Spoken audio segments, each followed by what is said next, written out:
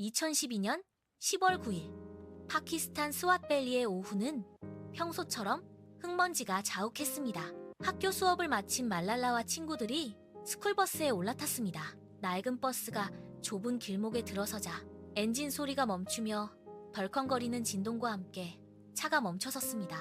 그때 버스 앞문이 거칠게 열렸습니다. 쇠가 긁히는 소리가 정적을 깼습니다.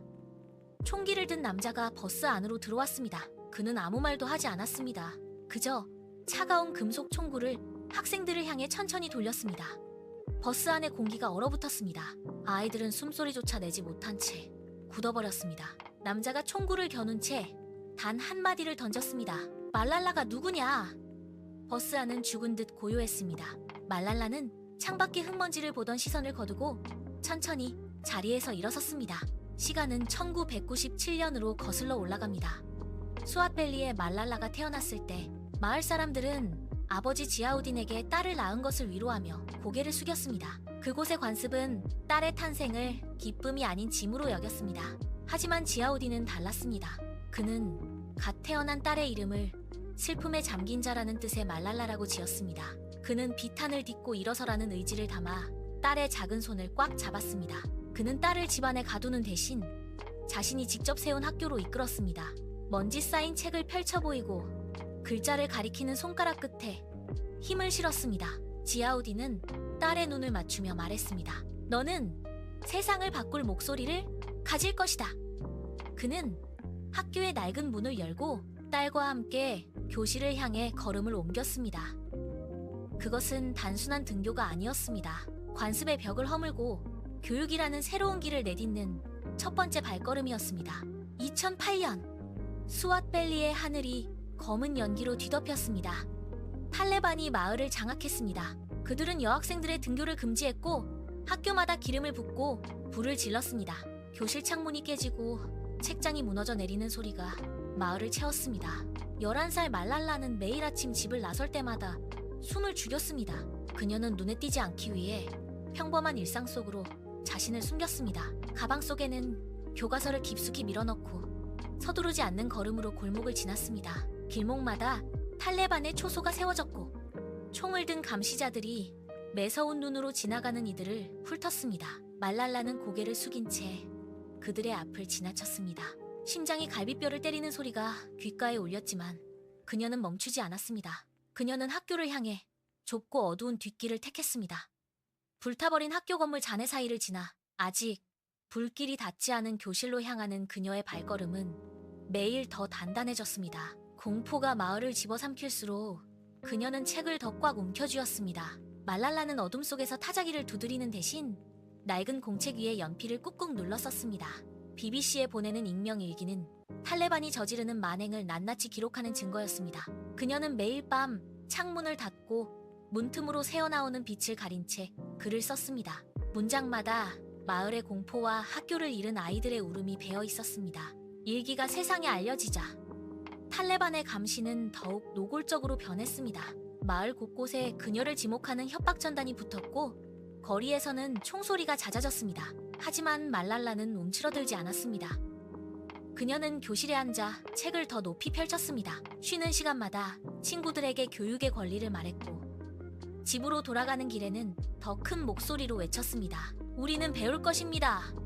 그녀의 목소리는 이제 마을을 넘어 세상으로 퍼져나갔습니다. 총구를 겨누는 위협이 그녀의 등 뒤를 바짝 따라붙었지만 말랄라는 고개를 숙이는 대신 더 당당하게 정면을 응시하며 걷기 시작했습니다. 그녀의 결심은 이제 멈출 수 없는 파도가 되어 탈레반의 공포를 정면으로 돌파하고 있었습니다. 2012년 10월 9일 스왑밸리의 오후는 평소처럼 흙먼지가 바람에 섞여 날리고 있었습니다. 학교 수업을 마친 말랄라가 친구들과 함께 낡은 스쿨버스에 올라탔습니다. 버스가 좁은 길목에 멈춰섰을 때 엔진 소리가 잦아들며 정적이 찾아왔습니다. 갑자기 버스 앞문이 거칠게 열리며 총기를 든 남자가 올라탔습니다. 버스 안은 얼어붙었습니다. 남자는 총구를 겨눈 채 단 한마디를 던졌습니다. 말랄라가 누구냐? 15살 말랄라가 자리에서 일어섰습니다. 그 순간 버스 안을 가르는 날카로운 총성이 울렸습니다. 좁은 공간 안에서 화약 냄새가 순식간에 퍼졌습니다. 총알은 말랄라의 왼쪽 눈 위를 그대로 관통했습니다. 그녀의 몸이 비스듬히 기울며 바닥으로 쓰러졌습니다.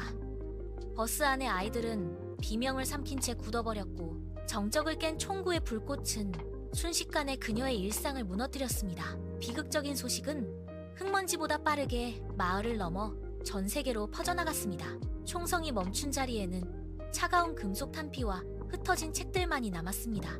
영국 버밍엄의 병원 중환자실은 차가운 기계음으로 가득했습니다. 링거액이 떨어지는 소리만이 규칙적으로 울리는 가운데 열흘 동안 어둠 속에 잠겨있던 말랄라의 눈꺼풀이 미세하게 떨렸습니다. 그녀는 낯선 천장의 조명을 응시하며 천천히 호흡을 가다듬었습니다. 관자놀이를 가로지른 흉터와 붕대 아래로 통증이 밀려왔지만 그녀는 손가락을 꼼지락거리며 자신의 생존을 확인했습니다. 밖에서는 여전히 탈레반의 살해 협박이 언론을 타고 전해지고 있었습니다. 사람들은 그녀가 다시는 일어서지 못할 것이라 수군거렸습니다. 하지만 말랄라는 병실 창가로 다가온 휠체어에 몸을 실었습니다. 그녀는 떨리는 손으로 휠체어 바퀴를 움켜쥐고 고개를 똑바로 세웠습니다. 카메라를 향해! 그리고 자신을 죽이려 했던 총구를 향해 그녀는 낮지만 단호한 목소리로 내뱉었습니다. 총알이 우리를 침묵시킬 수 없습니다. 그녀의 말은 차가운 병실 공기를 뚫고 퍼져나갔습니다. 죽음을 관통하고 돌아온 그녀의 의지는 이제 그 어떤 물리적 위협보다 강력하게 세상을 향해 타오르고 있었습니다. 2013년 7월 12일 뉴욕 유엔 본부의 연설대가 거대한 조명 아래 빛나고 있었습니다. 수많은 각국 대표와 외신 기자들이 숨을 죽인 채 단상 위를 응시했습니다.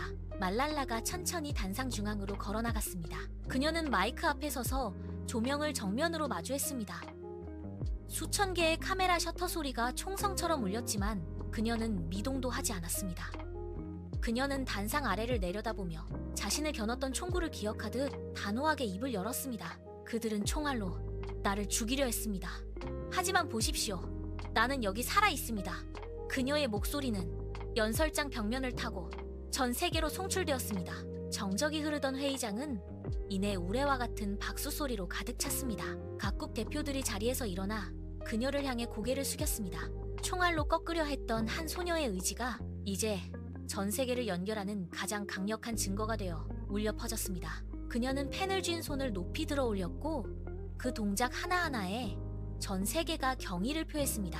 2014년 노벨위원회는 17살 말랄라를 향해 역대 최연소 평화상 수상이라는 결정을 내렸습니다. 오슬로 시청의 높은 천장 아래 그녀는 무거운 금빛 메달을 건네받았습니다.